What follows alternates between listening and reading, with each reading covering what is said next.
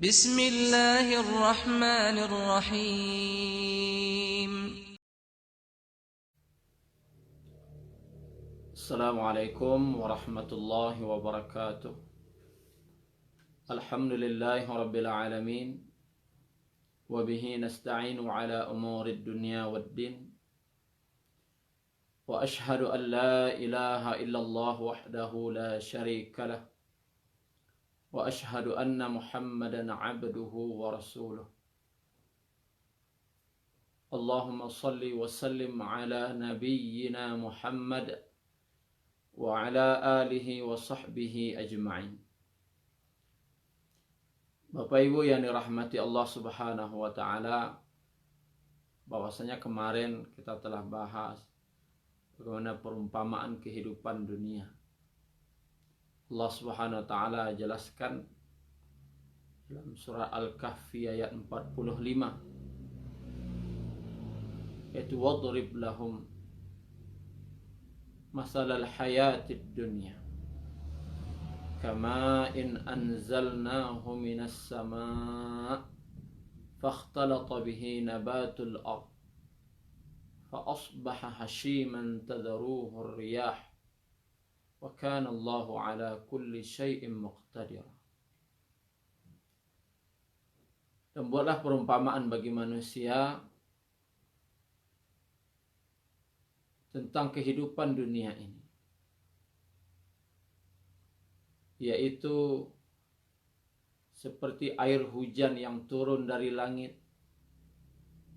lalu menyuburkan tumbuh-tumbuhan, lalu tumbuh-tumbuhan itu lama-lama menjadi kering dan akhirnya diterbangkan angin.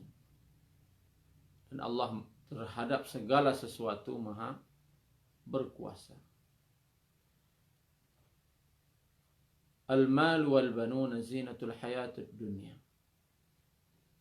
Harta kemudian anak-anak adalah perhiasan kehidupan dunia. Wal baqiyatus salihatu khairun 'inda rabbika thawaban. Dan bekal amal saleh itu adalah lebih baik ganjarannya di sisi Allah. Wa khairun amala, dan sebaik-baik cita-cita.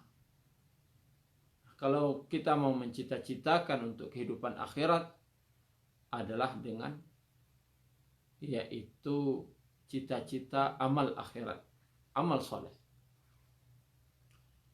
Bapak Ibu yang dirahmati Allah Subhanahu wa taala, kemarin kita juga telah jelaskan bagaimana perumpamaan kehidupan dunia seperti seorang nakhoda bersama isi penumpang kapal yang sedang lewat dan singgah di sebuah pulau. Maka pada hari ini kita akan ceritakan pula sedikit perumpamaan kehidupan dunia ini seperti yang diumpamakan oleh para ulama. Apa itu perumpamaan kehidupan dunia ini yang dibuat oleh para ulama? Yaitu seperti seseorang yang dia sedang dikejar oleh harimau. Lalu dia berlari dengan sangat ketakutan. Sangat ketakutan dan sangat ketakutan. Dan waktu itu gelap gulita. Hujan lebat. Petir menggelegar. Maka karena di tempat yang tidak tentu arah itu dia lari sekencang-kencangnya. Karena telah terbayang oleh dia akibat kalau dia akan diterkam oleh harimau tadi. Dan dia terus lari dan akhirnya tanpa dia sadari dia terjatuh ke dalam sebuah sumur. Sebuah sumur tua yang sudah kering airnya. Maka ketika terjatuh tadi bertambah takutnya. Dia berusaha menggapai sana sini untuk jangan sampai dia terhempas di bawah ke dalam dasar sumur tadi. akhirnya dia bisa berpegang kepada sebuah akar kayu. Maka alhamdulillah katanya, dia berpegang pada akar kayu tadi sehingga dia tidak jadi jatuh terhempas ke dalam sumur tadi. Dalam keadaan seperti itu dia bertahan sampai hari terang keesokan harinya. Sambil menangis, sambil meratap, dia pegang akar kayu tadi. Ke atas dia tidak berani, ke bawah pun dia takut. Maka di tengah-tengah sumur tadi, dia menunggu sampai siang daripada hari. Ketika hari telah siang, maka dia melihat ke atas. Ketika dia melihat ke atas, ternyata harimau tadi masih berkeliling-keliling di atas sumur. Dia berputar-putar di sumur. Ternyata harimau tadi tidak pergi. Menunggu sampai orang ini naik ke atas. Kemudian dia lihat ke bawah karena dia sudah capek memegang akar tadi. Dia lihat ke bawah, ternyata di bawah ratusan ekor ular telah menunggu. Dalam keadaan kepalanya sudah ke atas semuanya, menunggu dia terjatuh ke dalam sumur. Maka orang ini tidak berani, naik tidak berani, turun pun tidak berani. Akhirnya dia berpikir dia bertahan dengan sisa-sisa tenaganya untuk memegang akar kayu tadi. Tapi apa dikata, tidak lama kemudian datanglah 2 ekor tikus. Nah, 2 ekor tikus ini, tikus putih dan tikus hitam. Tikus tadi sedikit demi sedikit menggerogoti daripada akar tempat orang bergantung tadi. Bagaimana kira-kira? Ketika melihat ke atas, takut dengan harimau. Ketika mau turun ke bawah, ular sudah menunggu. Dan harapan satu-satunya akar tadi. Tapi itu pun sudah digerogoti tikus. Sedikit demi sedikit. Sampai putus. Dalam keadaan takut seperti itu, maka dia melihat ke atasnya lagi. Ternyata di atas itu ada sebatang pohon. Dan di sebatang pohon itu ada sarang lebah. Ada sarang lebah di sana. Maka tidak lama kemudian jatuhlah setetes daripada madu lebah tadi. Ketika madu tadi jatuh, pas mengenai bibirnya. Dan dia rasakan dengan lidahnya.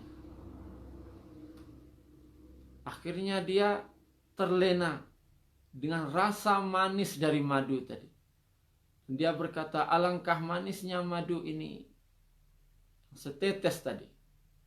Akhirnya saking terlenanya menikmati madu tadi, dia lupa dengan pegangannya dengan akar kayu tadi. Akhirnya dia jatuh dan terhempas. Baru sampai di bawah, langsung digulung oleh ular tadi. Apa maknanya, Bapak Ibu yang dirahmati Allah? Ular yang mengejar tadi itu adalah malaikat maut.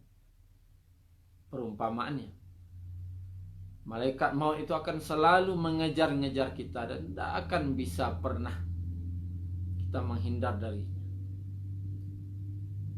Dan dia akan selalu mencari dan mengintai-intai kita, menunggu perintah dari Allah, kapan perintah untuk mencabut nyawa kita. Sedangkan sumur yang banyak ular di bawahnya itu adalah kubur. Yang mana kalau kita tidak hati-hati dalam kehidupan dunia ini, maka ular-ular telah menanti dalam kubur. Berbeda dengan orang yang telah menyiapkan wal baqiyatus salihat, simpanan daripada amal saleh, maka kuburnya akan menjadi taman-taman surga. Tapi kalau tidak kita siapkan dari sekarang, maka kubur itu menjadi salah satu daripada jurang neraka.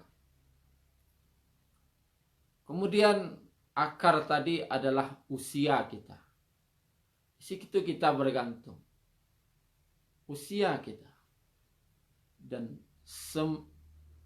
tikus putih dan tikus hitam itulah siang dan malam.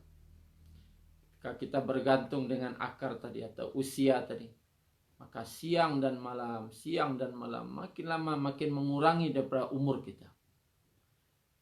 Hari makin hari usia kita makin berkurang. Menunggu waktu saja kapan kematian itu mendatangi kita. Kemudian setetes madu itulah kehidupan dunia. Ketika setetes madu itu jatuh mengenai bibirnya dan dia terlena dan lupa dengan pegangannya, itulah kehidupan dunia. Seperti setetes madu saja. Jangan sampai kita terlena dengan kehidupan yang setetes madu ini saja, yang menyebabkan kita terjatuh ke dalam sumur tadi, itu ke dalam kubur, yang menyebabkan datangnya penyesalan nanti di akhirat kalau kita tidak menyiapkan bekal daripada amal saleh kita. Maka Bapak Ibu yang dirahmati Allah Subhanahu wa taala, itulah perumpamaan, salah satu contoh bagaimana perumpamaan kehidupan dunia. Maka jika ada pertanyaan, apakah yang pasti di antara yang pasti? Atau apakah yang paling pasti di antara yang pasti? Yaitu kematian. Yang lain-lain tidak pasti. Yang paling pasti di dunia ini adalah mati.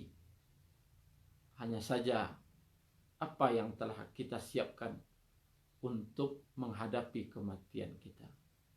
Jangan sampai kita berkata, sebagaimana Allah firmankan dalam Al-Quran, akan ada nanti orang yang berkata, yaqulu ya laitani qaddamtu li hayati.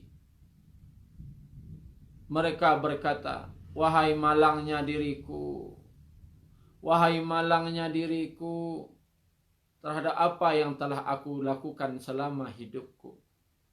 Artinya dia menyesal karena dia lupa menyiapkan bekal amal salehnya. Wal baqiyatus salihatu khairun 'inda rabbika thawaban wa khairun amala. Dan bekal amal saleh itu adalah lebih baik pahalanya di sisi Allah dan sebaik-baik cita-cita. Subhanakallahumma rabbana bihamdika asyhadu an la ilaha illa anta astaghfiruka wa atubu ilaik. Assalamualaikum warahmatullahi wabarakatuh. شكرا يا ربي شكرا هديت قلبي شكرا